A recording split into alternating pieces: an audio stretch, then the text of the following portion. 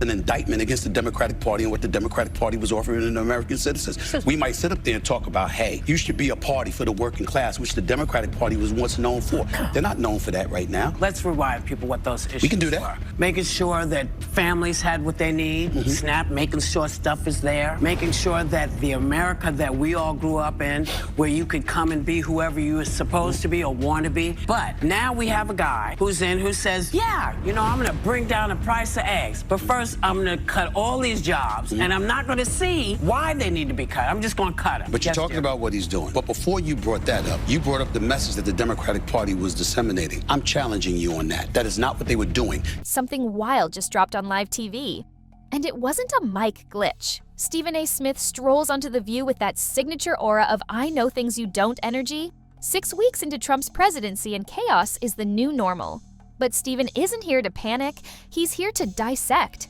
Facts in hand, sass loaded, and zero tolerance for weak takes, he's basically saying, sit down, take notes, this is how reality works. Whoopi and Joy toss out their usual zingers, probably expecting a stumble. Nope. Stephen dodges, weaves, and fires. So Trump's only been in office for 6 weeks. Seems like 6 years, doesn't it? And he's been going around with his cronies touting his so-called landslide and blowout win. But he won the popular vote by 1.5%, one of the smallest ever, and he won the general election by less than 50%. So what kind of mandate is this really? Well, it is a mandate, and I'm going to explain why. And I don't mind the question, but let me be very clear. 89% of the counties shifted to the right. That's a mandate. I'm a supporter of truth and the facts, and here's the facts. The man won every swing state. He increased in terms of his voter turnout in his favor from the standpoint of blacks, Latinos, and young voters. He increased his numbers in that regard from 2020. Every statistic lands like a verbal sniper shot. The tension is immediate. The audience is already leaning forward. Hold on to your seats. The first bombshell of numbers is about to hit, and it's not subtle. So 20 years after they last won a popular vote, they won the popular vote. They won the electoral college vote. The man won every swing state. And on top of it, 89% of the counties shifted against. I don't understand how people can look at that and say, there's no mandate. There's a mandate. Stephen unleashes the data like a master chef tossing grenades into a salad. 89% of counties shifted right. Republicans finally win the popular vote in 20 years, and Trump sweeps every swing state. This isn't casual commentary, this is precision-guided fact artillery. Whoopi and Joy are mid-step, processing that the discussion just became a full-blown roast. The 1.5% Democratic dip? Stephen doesn't just mention it. He frames it as a slap. Let's talk about how people are feeling about his performance, because a CNN poll this week found that 52% of people disapprove of Trump's performance in office so far.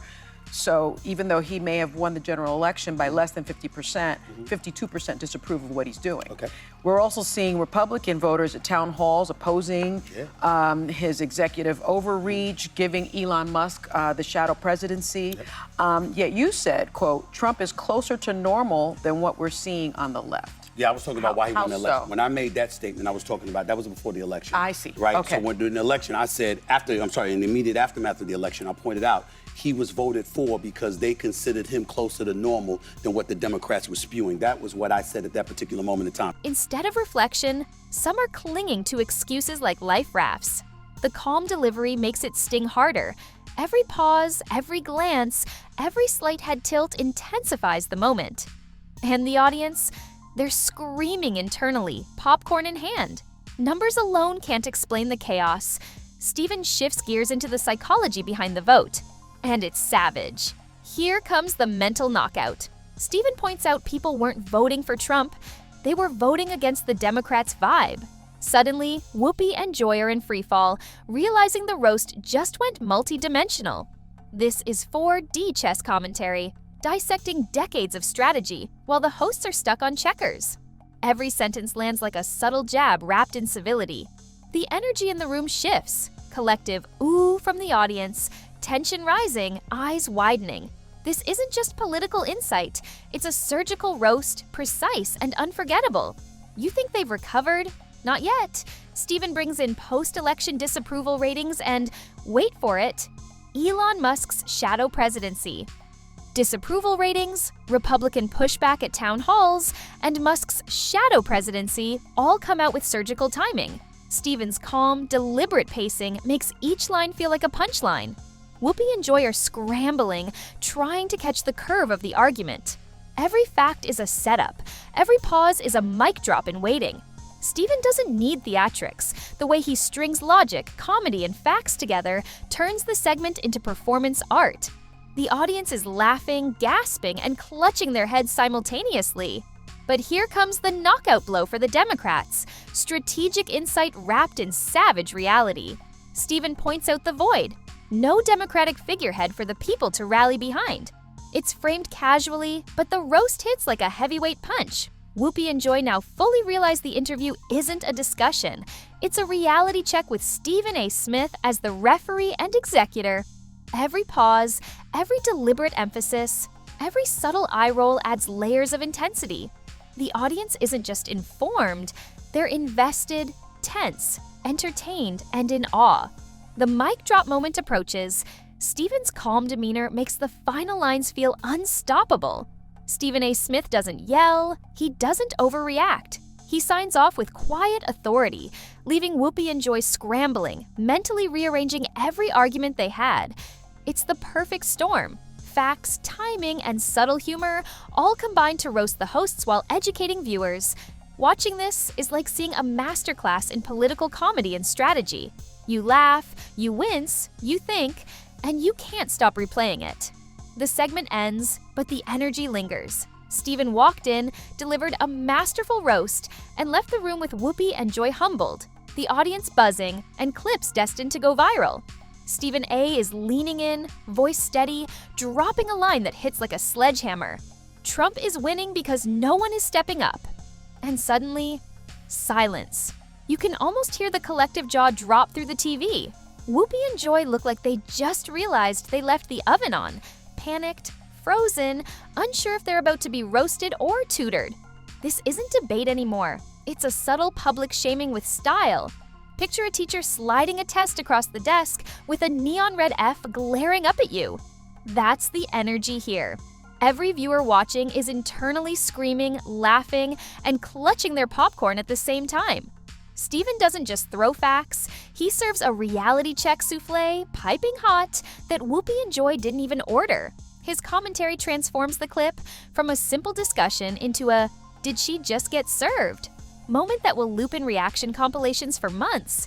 And just when you think the air couldn't get any thicker, Stephen turns it into pure entertainment and leaves the hosts scrambling. Stephen doesn't leave with a polite handshake, he exits like the headliner dropping the mic. Next time y'all invite Stephen A., make sure the fire extinguisher's under the table. Boom. Instant visual. Someone's about to burst into flames from embarrassment, and Stephen's laughing at the spectacle. But the humor is just the sugar coating. The bitter truth underneath? Wishful thinking doesn't win elections. Action does. Strategy beats excuses. And yes, watching the hosts squirm gives your audience a front row seat to a masterclass in subtle humiliation. The clip finishes, but your commentary keeps the tension. Viewers are laughing, shocked, and thinking, wait, did that really just happen? Stephen transforms a political chat into a theatrical roast, turning passive viewers into fully engaged fans who want to see reactions, replays, and breakdowns of every moment. Stephen A. Smith didn't just show up on The View, he invaded the space like a storm with a mic in hand. What started as casual debate instantly morphed into a masterclass in facts, strategy, and pure roasting energy. He dropped stats like 89% of counties shifting right, Republicans winning the popular vote for the first time in 20 years, and every swing state flipping. But each one landed with surgical precision like slow-motion verbal grenades. Whoopi and Joy, frozen, scrambling, trying to catch up. But Stephen didn't stop at numbers. He peeled back voter motives, exposed Democratic missteps, and even tied in Elon Musk's shadow presidency. All delivered with a calm, unshakable confidence that made the room lean in. Each pause was deliberate, each smile a punctuation mark. He wasn't being cruel, he was educating with style, roasting with intellect, leaving a trail of truth that stung and amused in equal measure. By the time he signed off, the hosts were quiet, the audience buzzing, and the segment had morphed into a performance. Part political analysis, part stand-up, part mic drop. Stephen A. Smith didn't defend anyone. He exposed wishful thinking, challenged assumptions, and reminded everyone why he's the master of blending insight and theatrics. The room, the viewers, and the clips all left burned and entertained.